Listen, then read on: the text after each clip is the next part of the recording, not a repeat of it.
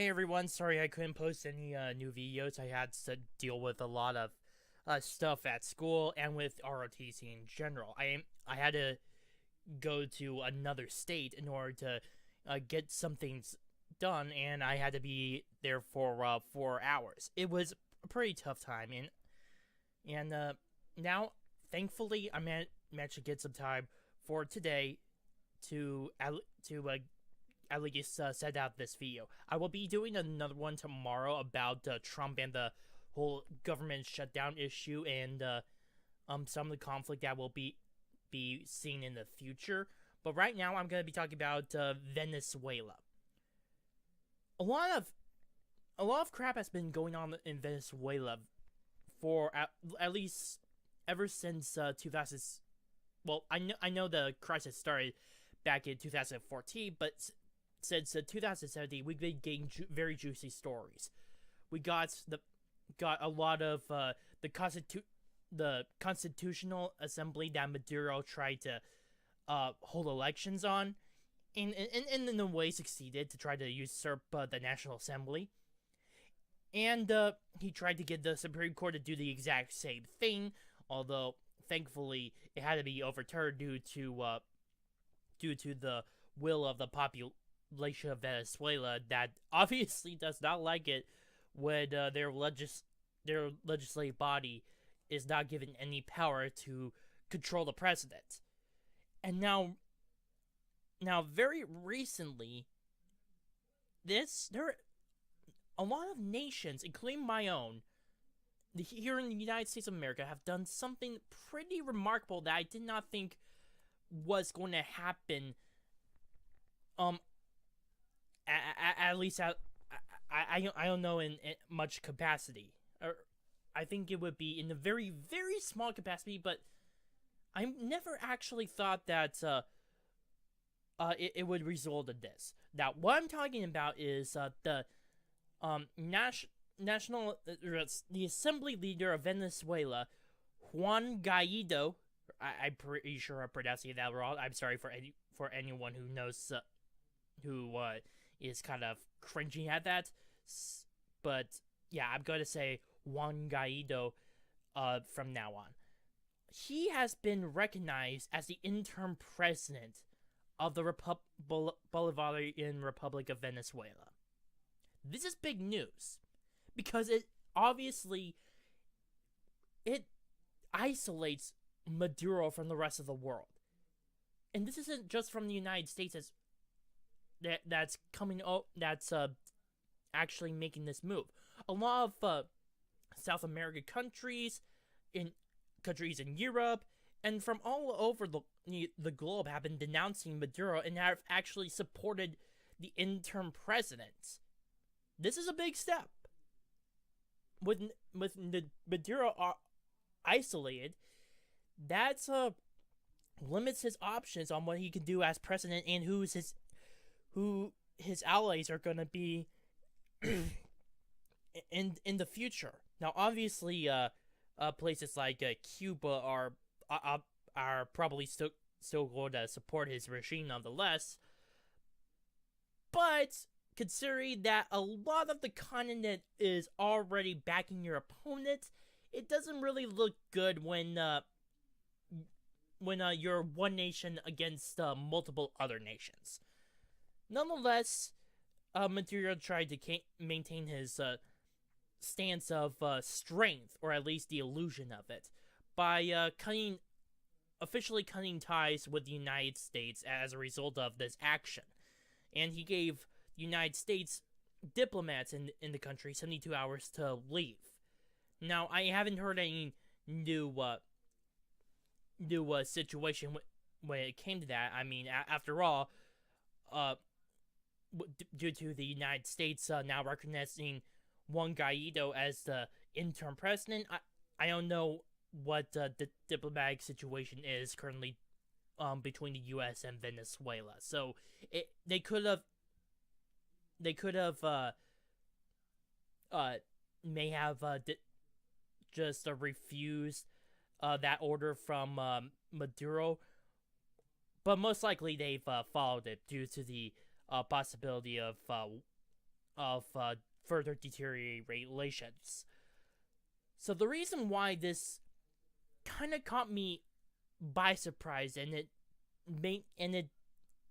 made me think that it would not happen, is because actually last semester I was working on a report. Usually, in my class, I mentioned before that I was in Poli-Sci 428, which for anyone who's been watching my channel for ever since last September, I have had problems with one of my teachers who I will not name. But I was given an assignment where I'm supposed to be determining a policy for the President of the United States, in this case, Donald J. Trump, and I had to deal with certain issues that would be a prime concern for the United States, like, say, the Syrian civil war, Venezuela, the migrant crisis, etc., etc. So I chose Venezuela, and what I thought was a subtle transition of power from Maduro to the opposition. What they in the first phase, I thought that it would be best that the United States joined with multiple other leaders, more specifically South America as a whole, into denouncing Nicolas Maduro, and to try to give as much support to the legislative body of Venezuela as best as possible. I did not think that would actually happen in real life, considering that, well, I'm a college student, but it kind of makes me very happy that in that sort of instance I was kind of right. Now, to continue on, the second phase is to not shit. The second phase was basically to try to give as much power and political influence to the legislative body as possible. Take that away from Maduro by trying to annihilate some of the public services that he provides, while giving it to the legislative assembly, so that way they can give it out to the rest of the population of Venezuela. Now this provides us with two consequences. One, this gives overall authority to, like I said, the legislative body of Venezuela. This takes away power from Maduro, and it further isolates him. Number two, hearts and minds. If the legislative body actually shows that it's willing to set up a very effective system, in order to fix at least some of the problems that have been plaguing the country of Venezuela, then that would bring more people onto their side. It's basically, they have what they need, and this guy doesn't. In the third and final stage, with outside pressure and internal pressure, Nicolas Maduro would be forced to step down. Now, I don't know how good this might be as like a prediction, but again, considering what I thought about in my report, it definitely shows that this is kind of similar to that of a Cold War strategy. That the United States will be in a way involved in trying to fix the situation in Venezuela, considering that the United States is pretty close to Venezuela, but it's not going to go so far as to lead to intervention. That is honestly what my official opinion is on the matter. Now I could be wrong, and there could be different situations that may result, such as it may not escalate even any further than just the United States sending financial support, or just proclaiming Juan Gaido as the interim president of Venezuela.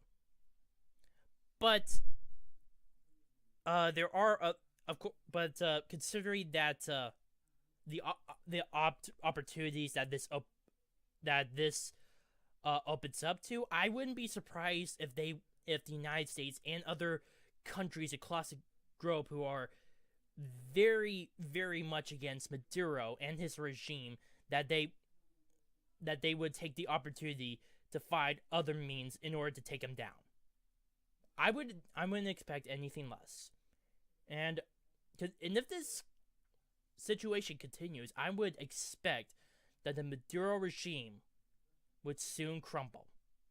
My name is Noah Meehan on the Arc of Truth. Please post your comments down below, subscribe, like this video, and share it with your friends. Bye.